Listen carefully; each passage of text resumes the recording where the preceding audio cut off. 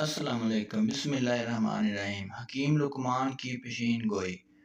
لوگ عورت کو ہمیشہ کمزور کہتے ہیں۔ عورت کو بہادر دیکھنا ہے تو کبھی ماں کے روپ میں دیکھو۔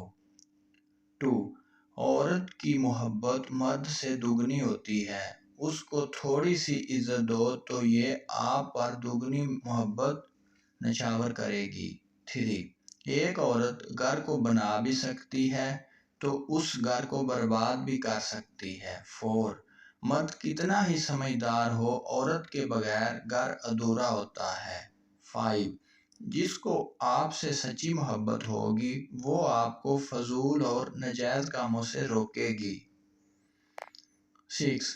2 چیزیں عورت کو جلد بوڑھا کر دیتی ہیں: شوہر کا تلخ رویہ اور پریشانی۔